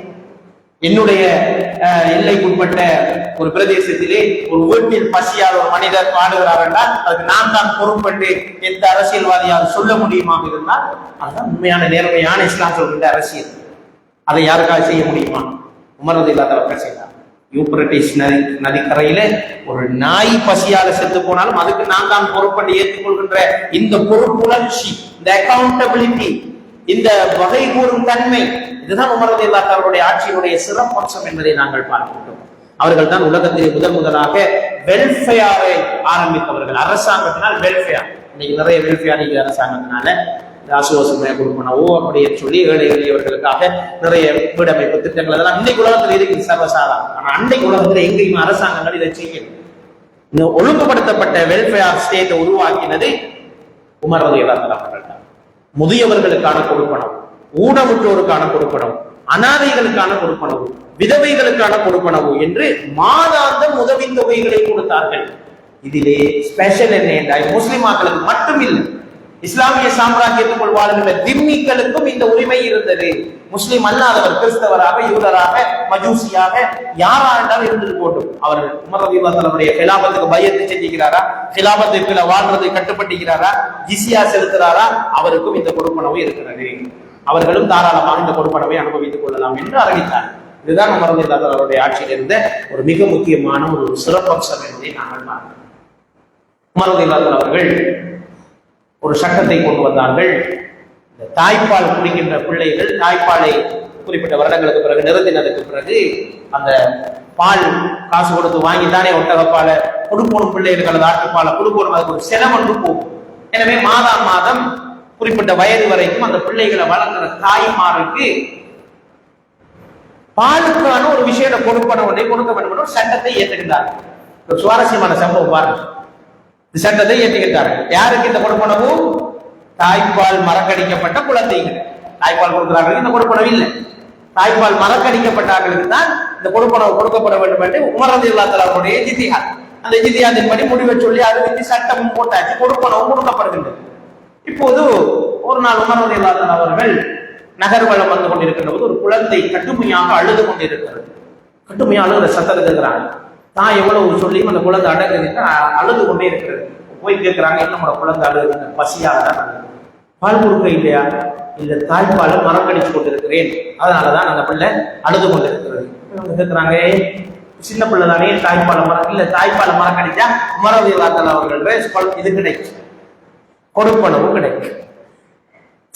சட்டத்தை பிள்ளையாக விளங்கி கொண்டாங்க. உமர் ரலியல்லாஹு அன்ஹு யோசிச்சுங்க, தாய்ப்பால் கொடுக்கிறார்கள் கொடுப்பனவு தேவையில்லை, இந்த பாலை வாங்கி கொடுக்கிறார்களுக்கு தான் இந்த கொடுப்பனவு கொடுக்கப்படணும் என்று சொல்லி சட்டத்தை பண்ணணும். உம்மா மரலாம் என்ன அப்படிதான் நம்ம சமூகம் இலவசங்களை கண்டா எதையும் செய்வாங்க. அப்ப அந்த சமூகத்திலே அப்படித்தான் இருந்தாலும் என்ன செஞ்சுக்கிறாங்க, உடனே தாய்ப்பால் கொடுக்கறத ஸ்டாப் பண்ணிப்போம், எல்லாரும் நாங்க பால் வாங்கி தான் கொடுப்போம், எங்களுக்கும் கொடுப்பனவு வேண்டும் என்று சொல்லி போய் முக்கியமான ஒரு கடமையை மறந்து பிள்ளைக்கு தேவையான ஒரு ஆரோக்கியத்தை இல்லாமல் ஆக்கிட்டு இந்த சட்டத்தில் 30ஆம் உமர் ரலியல்லாஹு அன்ஹு சொன்னார்கள், உமர் தவறு செய்துவிட்டார். உமர் தவறு செஞ்சிட்டார். இந்த இஜ்திஹாத் பிள்ளை, நான் செஞ்ச இஜ்திஹாத் பிள்ளை. உடனே அவர் சட்டத்தை மாற்றி அடுத்த நாள் பகிரங்கமாக அறிவித்தார், குழந்தை இருக்கிற எல்லா தாய்மார்களுக்கும் இந்த கொடுப்பனவு இருக்கு, நீங்க தாராளமாக தாய்ப்பாலையும் கொடுப்பனவு கொடுப்பனவு எல்லாருக்கும் இருக்கிறது, நீங்கள் தாராளமாக தாய்ப்பாலையை ஊட்டுங்கள் என்று சட்டத்தை மாற்றி அமைத்த வரலாறுகளை நாங்கள் பார்க்கிறோம். இப்படி இந்த வெல்ஃபேரிலே சமூகத்தில் யாரும் பாதிக்கப்பட்டுவிடக் கூடாது என்பதற்காக மிக கவனமாக இந்த விடயங்களை எல்லாம் செய்த ஒருவராக நாங்கள் உமர் ரலியல்லாஹு அன்ஹு அவருடைய வரலாற்றை நாங்கள் பார்க்கிறோம். இஸ்லாமிய நடைமுறைகளுக்குள்ளேயும் உமர் ரலியல்லாஹு அன்ஹு அவர்கள் பல மாற்றங்களை கொண்டு வந்தார்கள். அதுல ஒன்றுதான் நாங்கள் ஏற்கனவே பார்த்த இந்த வரிகளை கொண்டு வந்தது. ரசூலுல்லாஹ்வுடைய காலத்தில் நிலவரி எல்லாம் இருக்கிறது, அது உமர் ரலியல்லாஹு அன்ஹு அவர்கள் கொண்டு வந்தது. நாட்டினுடைய நலனை கொண்டு மஸ்லஹா முர்சலா என்று சொல்வார்கள். இஸ்லாமிய சட்டவியல் கோட்பாட்டிலே குர்ஆன் சுன்னா தான் பேஸ். குர்ஆன் சுன்னாவை தாண்டி இன்னும் ஒரு சட்டம் கூடாதவன் கிடையாது. சட்டமூடாதது குர்ஆனும் சுன்னாவும் தான். ஆனால் குர்ஆன் சுன்னாவின் அடிப்படையிலே சில புதிய சட்ட பிரமாணங்களை எடுக்க வேண்டி வரும். குர்ஆன்ல சட்டத்தை ஒப்பிட்டு புதிய ஒரு சட்டம் எடுக்க வேண்டி வரும். ஹதீஸுடைய சட்டத்தை ஒப்பிட்டு இன்னொரு சட்டத்தை எடுக்க வேண்டி வரும். குர்ஆன் ஹதீஸ்ல அடிப்படையாக வைத்து அறிஞர்கள் ஒன்று கூடி தீர்மானம் எடுக்க ஒரு இஜ்திஹாத் அடிப்படையில் ஒரு தீர்மானம், எல்லாத்துக்கும் அடிப்படை குர்ஆன் சுன்னாவும். பிள்ளையாவளையும் கொள்ளக்கூடாது. குர்ஆன் சுன்னாவுன்னா மற்ற ஒன்றையும் எடுக்க அப்படி அல்ல. மஸ்லஹா என்ற ஒரு விடயம் இருக்கிறது. உமர் ரலியல்லாஹு தஆலா அப்படின்ற தீர்மானங்கள் அனைத்தையும் எடுத்தது எதை அடிப்படையாக வைத்து? மஸ்லஹாவை அடிப்படையாக. மஸ்லஹான்னா சமூக நலனை மையப்படுத்தி சில சட்டங்களை உருவாக்க வேண்டி வரும். அப்படிப்பட்ட சில சட்டங்களில் மாற்றங்கள் செய்ய வேண்டி வரும். அவ்வாறு கொண்டு வந்த சில சட்டங்களை தான் நாங்கள் இப்போது பார்த்துக் கொண்டிருக்கின்றோம். இந்த வரி எல்லாம் கொண்டு வந்தது அதனை அடிப்படையாக, சமூக நலனை அடிப்படையாக வைத்துத்தான் அவர்கள் கொண்டு வந்திருந்தார்கள் என்பதை நாங்கள் பார்த்தோம். அடுத்த முக்கியமான விஷயம் தான் உமர் ரலியல்லாஹு தஆலா அவர்களுடைய இந்த தொழுகை, தராவி தொழுகை தொடர்பான ஒரு பிரபலமான ஒரு செய்தி இருக்கிறது. இது பிழையாக இன்டர்பிரேட் பண்ணப்படுறதுதான் அதிகம். உண்மையில் உமர் ரலியல்லாஹு தஆலா அவருடைய காலத்தில் தராவி தொழுகையில் ஏற்படுத்தப்பட்ட மாற்றம் என்ன என்பதை நாங்கள் பார்க்கின்ற போது 2 முக்கியமான மாற்றங்கள் நடந்ததாக ரிவாயத்துகள் பதிவாக இருக்கிறது. ஒன்று, உமர் ரலியல்லாஹு தஆலா அவர்களுடைய ரசூல் ஸல்லல்லாஹு அலைஹி வஸல்லம் காலத்திலே ஸல்லல்லாஹு அலைஹி வஸல்லம் ஜமாஅத்தாக தொழுதார்கள். தொழவே இல்லை என்று இல்லை, தொழுதார்கள். ஒரு நாள் தொழுதார்கள், ஒரு 50-60 பேர் தொழுவாங்க. 2ஆம் நாள் தொழுதார்கள், 500 பேரா வைத்து. 3ஆம் நாள் ரசூலுல்லாஹ் பள்ளிக்கு வராம போட்டு சஹாபாக்கள் காத்திருந்து போட்டு போய் கேட்டாங்க. அடுத்த நாள் காலையில ரசூலுல்லாஹ் இரவு தொழுகைக்கா இரவெல்லாம் காத்துட்டு இருந்தோம், தராவி இரவுடைய அந்த கியாமுல் வணக்கத்துக்காக காத்துக் கொண்டிருந்தோம், இங்க வரையிலேயே கேட்ட ஸல்லல்லாஹு நான் வந்திருக்கலாம், நான் வந்தான் அல்லாஹ் தஆலா சில போது மக்களுடைய தொகையை கட்டி பரவாக மாத்திட்டாங்க, இந்த உம்மத்துக்கு கஷ்டமா போயிடுமே, கியாமுல் பரவாக இருந்தா, எனவே நான் அதனை விரும்பவில்லை, எனவே நான் அதனை வீட்டிலேயே தொழுது கொள்வதை விரும்பினேன் என்று ஸல்லல்லாஹு அலைஹி வஸல்லம் சொன்னார். இன்னும் பல சந்தர்ப்பங்களில் ஸல்லல்லாஹு அலைஹி வஸல்லம் தனி ஒரு ஆளுக்கு தொழுவிச்சிக்கிறான், ஒரு சாபியை உருவாக கொண்டு தொழுவிச்சிக்கிறான், மனைவிமாருக்கு தொழுவிச்சிக்கிறான். அப்படி ஜமாத்தா தொழுகைங்கிறது ரசூலுல்லாஹ் காலத்தில் இருந்த ஒரு விடயம், இது விதத்து கிடையாது. ரசூலுல்லாஹ்வுடைய காலத்தில் இருந்த ஒரு விடயம் தான் இந்த ஜமாத்தாக கியாமுல் லைல் தொழுகின்ற விடயம். ஆனால் ஸல்லல்லாஹு அலைஹி வஸல்லம் அதிகம் தொழுவது தனியாக, மிக அதிகமாக தொழுவது தனிமையில் தான், ஜமாத்தாக அல்ல. சுன்னாவுக்கு மிக நெருக்கமான தனியாக தொழுவது தான். ஆனால் ஜமாத்தா தொழுவதும் சொன்னார், ஜமாத்தா தொழுவதும் சொன்னார், அது விதத்து கிடையாது. ரசூலுல்லாஹ் தொழுதிருக்கிறார். அதற்கு பிறகு சஹாபாக்கள் அதிகமானவர்கள் வீடுகளில் தான் இந்த கியாமுடைய வணக்கத்தை இரவினுடைய இறுதி பகுதியிலே தொழுது வந்தார்கள். பள்ளிக்கு வந்த தொழுகின்ற பழக்கம் இருக்கவில்லை, அபூபக்கர் அவருடைய காலத்திலும் இருக்கவில்லை. உமர் ரலியல்லாஹு தஆலா அவர்கள் ஒரு நாள் வந்தார்கள், பள்ளிக்கு வந்து பார்த்தார்கள். அவர்களுக்கு மனசுக்கு சங்கடமா போய், இவட தெய்வரால் தொழுகிறார், அவட தெய்வரால் தொழுகிறார், இவட தெய்வரால் தொழுகிறார், கலஞ்சி தனித்தனியே தொழுகிறார்கள்.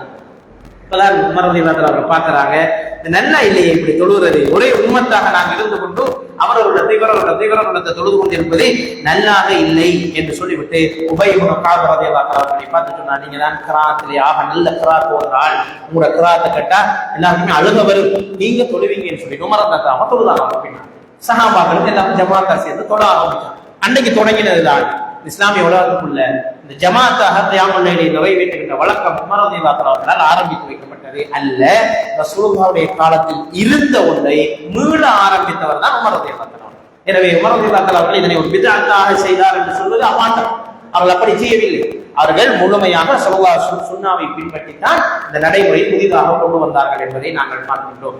இன்னும் சில அறிவிப்புகளிலே அந்த ரக்காத்துகளுடைய எண்ணிக்கை அதிகரிக்கப்பட்டதாக வந்திருக்கிறது. ஆனால் அறிவிப்பாளர் வரிசையிலே அல்ல, பலவீனங்கள் இருப்பதால் பெரும்பாலான இஸ்லாமிய அறிஞர்கள் அதை மறுக்கிறார்கள். அப்படி உமர் ரலியல்லாஹு தஆலா அவர்கள் ரக்காத்துகளில் அதிகரிப்பை செய்யவில்லை, தனியாக தொழுதவர்களை ஜமாத்தா தொழுகிற ஒரு நடைமுறையை தான் கொண்டு வந்தார் என்ற கருத்து தான் பலமான கருத்தாக இருக்கிறது. ஆனால் அதற்கும் ஆதாரம் உமர் ரலியல்லாஹு தஆலா அவருடைய காலத்திலே ரக்காத்துகள் அதிகமாக தொழுவிக்கப்பட்டன என்பதற்கும் ஹதீஸ்களில் பதிவாயிருக்கிறது. ஆனால் அறிவிப்பாளர் வரிசையிலே பலவீனங்கள் இருக்கிறது என்பதை வைத்துத்தான் நாங்கள் பலமான ஆதாரத்தை பின்பற்ற வேண்டும் என்பதை வருகின்றோம். இவ்வாறு உமர் ரலியல்லாஹு தஆலா அவருடைய காலத்திலே மார்க்க விடயங்களிலும் அவர்கள் சில நல்ல வழிமுறைகளை தோற்றுவித்தார்கள். அது வித்அத்தாக அல்ல, சமூக நலனை கருதி சில மாற்றங்களை செய்தார்கள் என்பதை நாங்கள் விளங்கிக் கொள்ள வேண்டும். குறிப்பாக பள்ளிவாசல்களை விரிவாக்கம் செய்ததை நாங்கள் சொல்லலாம். காபத்துல்லாவை விரிவாக்கம் செய்தது, மஸ்ஜிது நபவியை விரிவாக்கம் செய்தது, சாம்ராஜ்யம் முழுக்க சுமார் ஆயிரக்கணக்கான 2000 பள்ளிவாசல்கள் சில வரலாற்று ஆசிரியர்கள் சொல்றாங்க. மருதத்தனோட காலத்துல 10 வருஷத்துல கட்டப்பட்ட பள்ளிவாயல்கள் 2000 பள்ளிவாயல்கள் அவருடைய ஆட்சியிலிருந்து நிதி ஒதுக்கப்பட்டு கட்டப்பட்டதாக சொல்லப்பட்ட பல பள்ளிவாசல்களை புனர் நிர்மாணம் செய்து விஸ்தீரணம் செய்தார்கள். குறிப்பாக அந்த பள்ளிவாசல்கள் அறிவுடைய மஜ்லிஸ்களை ஆரம்பித்தார். இலவச கல்வி. எங்குமே காசு கட்டி படிக்கிற சிஸ்டம் இருக்கிற இஸ்லாமிய உலகத்தில். இஸ்லாமிய உலகத்துல அறிவுக்கு காசு கொடுத்த ஒரு வரலாறே இல்லை. நீங்க தேடி பார்க்கலாம். எந்த ஒரு ஆசிரியரும் சம்பளம் பெற்று படிப்பிக்கவில்லை. அவர்கள் அனைவரும் வேறொரு தொழில் செய்தார். இதனை அல்லாஹ்வுக்காக செய்தார். மார்க்கத்தை படிப்பிக்கிற விஷயத்தை தொழிலாக யாரும் செய்யல. அந்த காலத்தில் ஆரம்ப காலம், இஸ்லாமிய உலகத்தின் ஆரம்ப காலத்தில் இஸ்லாமிய கலீஃபா தான் சம்பளம் கொடுத்தார். அவங்களுக்கு கொடைகளை கொடுத்தார், அவர்களுக்கு நிதிகளை கொடுத்தாரே தவிர மக்கள் யாரும் இலவசமாக தான் படித்தார்கள். காசு கொடுத்து படிக்கிற சிஸ்டம் இஸ்லாமிய உலகத்தில் ஆரம்பத்தில் இருக்கிற ஃப்ரீ எஜுகேஷன் தான் இருந்தது. உமர் ரலியல்லாஹு அவர்கள் தான் அதனை கூடுதலாக செய்த ஒருவர். எல்லா பள்ளி வாசல்களிலையும் அறிவுடைய மஜ்லிஸ்களை உருவாக்கினார். மக்கள் இலவசமாக படித்து போறதுக்காக ஆசிரியர்களை பயிற்றுவித்தார். அவர்களுக்கு சம்பளம் கொடுக்கின்ற முறையை உமர் ரலியல்லாஹு அவர்கள் கொண்டு வந்தார்கள் என்பது மிக முக்கியமான விஷயம். ஆசிரியர்களை உருவாக்கி அவங்களுக்கு ஒரு சம்பள சிஸ்டத்தை உலகத்துல நடைமுறைப்படுத்திய ஒருவர் தான் இந்த உமர் ரலியல்லாஹு அன்ஹு. மாத்திரமல்ல, காவல்துறை போலீஸ் சிஸ்டம் உலகத்துல கொண்டு வந்தது உமர் ரலியல்லாஹு அன்ஹு. இரவு காவல் படை, பகல் காவல் படைன்னு சொல்லி வித்தியாசமான காவல் படைகளை கொண்டு வந்து, ஆர்மி வேற காவல் படை வேற, இரண்டையும் கொண்டாங்க. மிலிட்டரி வேறு, போலீஸ் வேறுன்னு சொல்லி அதனை உமர் ரலியல்லாஹு அன்ஹு அவருடைய காலத்தில் தான் கொண்டு வந்ததை நாங்கள் பார்க்கின்றோம். சாஹிபுல் அஹதாத் என்று சொல்லி தனியான ஒரு பதவி இருக்கு. அதான் போலீஸ் உத்தியோகம். அதாவது குற்றச் செயல்களை, சிறு குற்றச் செயல்களை தடுப்பதற்கான கண்காணிப்பு குழு அது உருவாக்கப்பட்டிருந்தது உமர் ரலியல்லாஹு அன்ஹு அவருடைய காலத்திலே. நாங்கள் பார்க்கிறோம். சந்தைகளை போய் பார்ப்பாங்க, யார் பதுக்கல் செய்யறா, யார் மோசடி செய்யறா, யார் ஏமாத்துறா, யார் அதிக விலைக்கு விற்கிறா, இதெல்லாம் கண்காணிக்கப்பட்டது. இது சாஹிபுல் அஹதாத்கள் இருக்கிறார். இதெல்லாமே மிலிட்டரி வேறையாக, அது யுத்தங்களுக்காக போறதுக்காக வேண்டி பயிற்றுவிக்கப்பட்ட ஒரு நாட்டுக்கான ஒரு தேசிய பாதுகாப்பு படை கொண்டு தயாரிக்கப்பட்டு, அது கடல் படை வரைக்கும் தயாரிக்கப்பட, கடல் படை உமர் ரலியல்லாஹு அன்ஹு அவருடைய காலத்தில் செயற்படவில்லை, உருவாக்கப்பட்டது, செயற்படவில்லை. உஸ்மான் ரலியல்லாஹு அன்ஹு அவர்கள் தான் அதனை மிகவும் அழகாக ஒழுங்குபடுத்தி எடுத்து வருவதாக காணப்படுவதை நாங்கள் பார்க்கின்றோம். உங்களுக்கு தெரியும், இதனாலதான் இப்படிப்பட்ட ஒரு ஆட்சி, இஸ்லாமிய ஆட்சி நிலவிக் கொண்டிருந்ததாலதான் நீங்க பார்க்கலாம், ஐரோப்பிய உலகத்திலே இருந்து ஐரோப்பிய சிற்றரசர்கள் பலர் இஸ்லாமிய ஹிலாபத்துக்கு கடிதம் எழுதுகிறார். இந்த கடிதங்கள்லாம் இப்ப மியூசியத்தில் இருக்கு. அவங்க இந்த கடிதங்கள் இப்ப மீட்டு என்ன எழுதினாங்க தெரியுமா? நான் ஒவ்வொரு ஆட்சிகளை இருக்க விரும்பும் கிறிஸ்தவ நாடுகள், நிறைய ஆப்பிரிக்க நாடுகள் கிறிஸ்தவ ஆட்சியாளர்கள் ஆட்சி செய்து கொண்டிருந்த நேரத்தில் சிற்றரசர்கள் எழுதுகிறார், பேரரசர்களை விட்டு போட்டு இவங்க ஆட்சிகளை நாங்க இருக்க விரும்பல, உங்களோட ஹிலாபத்தோட நாட்டை செய்து. அப்படி கடிதம் எழுதின சந்தர்ப்பங்களில் தான் இஸ்லாமிய படை பல நாடுகளுக்கு சென்று அங்க இருக்கக்கூடிய அநியாயக்கார ஆட்சியாளர்களுக்கு எதிராக போருக்கு அங்க இருக்கிற மக்களை காப்பாற்றினார். இதுதான் இஸ்லாமிய வரலாறு. இதைத்தான் திரித்து இஸ்லாம் நாடு பிடிப்பதற்கான போராட்டங்களை மேற்கொண்டதாகவும், ஜிஹாத் என்பது இஸ்லாத்தை வாழ வைப்பதற்கான ஒரு போராட்டமாகவும் பிழையாக வரலாற்று ஆசிரியர்களால் புனைந்துரைக்கப்பட்ட வரலாறு. உண்மை வரலாறு நீங்கள் எடுத்து படித்தால் ஸ்பெயினுக்கு முஸ்லிம் படை ஏன் போனது என்று பாருங்கள். கலீஃபா மூசா பின் நுசைர் அவர்களுக்கு எழுதப்பட்ட கடிதம், மூசா பின் நுசைர் அவர்களுக்கு எழுதப்பட்ட கடிதம் எழுதுகிறார் கிறிஸ்தவ சிற்றரசர், ஜூலியன் சிற்றரசர் எழுதுகிறார். உங்களோட ஆட்சிகள் இருக்கிறது விரும்புகிறோம், உங்களுக்கு வரிதாரம் நாங்கள் இவனுக்கு கொடுக்கிறது, அநியாய வரிகளை எங்களுக்கு சுமத்தி கொண்டிருக்கிறார், ஆனால் எங்களுக்கு எந்த நலனும் இல்லை. உங்களோட ஆட்சிகள் இருந்தால் இந்த உணவு கிடைக்கும், எங்களுக்கு பாதுகாப்பு கிடைக்கும், உங்கள் ஆட்சிகள் இருக்கிறத பெருமையாக நினைக்கிறோம் என்று பல நாடுகளில் இருந்து கொடுக்கப்பட்ட கோரிக்கைகளுக்கு தான் இஸ்லாமிய ஆட்சியாளர்கள் நீதியை நிலைநாட்டுவதற்காக, அநியாயக்கார ஆட்சியாளர்களுக்கு மக்களை பாதுகாப்பதற்காக எடுக்கப்பட்ட முயற்சி தான் இந்த போராட்டங்களை தவிர, இந்த உலகம் சொல்லிக் கொண்டிருக்கிற, நம்பிக்கொண்டிருக்கிற இந்த கழுத்துல கத்தியை வச்சு லா இலாஹ இல்லல்லாஹ் சொல்றேன்னு சொல்லி போராடின போராட்டம் எங்கேயும் நடக்கும். அப்படி இல்லாட்ட அவங்க அந்த 10 உபதேசத்தை செய்வாங்க, வணக்கஸ்தலங்களை இடிக்காதீர், முதியவர்களை கொள்ளாதீர், சிறுவர்களை எதுவும் செய்யாதீர். ஏன் சொல்றேன்? என்ன, இந்த போராட்டம் நீதிக்கான போராட்டமே தவிர மார்க்கத்துக்கான போராட்டம் கிடையாது என்பதை நாங்கள் விளங்கிக் கொள்ள வேண்டும். தபால் சேவையை உலகத்துக்கு அறிமுகப்படுத்திய ஒரு பெருமை உமர் ரலியல்லாஹு அன்ஹு அவர்கள். 1850 தான் பிரித்தானியாவுல முதல்ல ஒரு பென்ஸ் செலவுல ஒரு கடிதம் அனுப்பலாம்ங்கிற போஸ்டல் சிஸ்டம் உலகத்துக்கு வந்து. இப்ப நீங்க நெட்ல தேடி பார்த்தா first postal service in the world தேடினா இந்த மாதிரி இந்த பெனி தபால் சேவை தான்.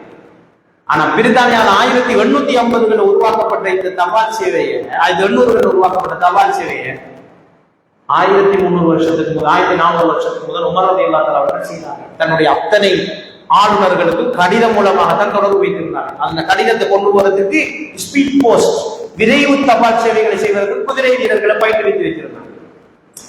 கடல் கடந்து கடிதங்கள் அனுப்பியிருக்கிறான். அப்ப பெரிய ஒரு நெட்வொர்க் இருந்தது, இந்த போஸ்டல் நெட்வொர்க்.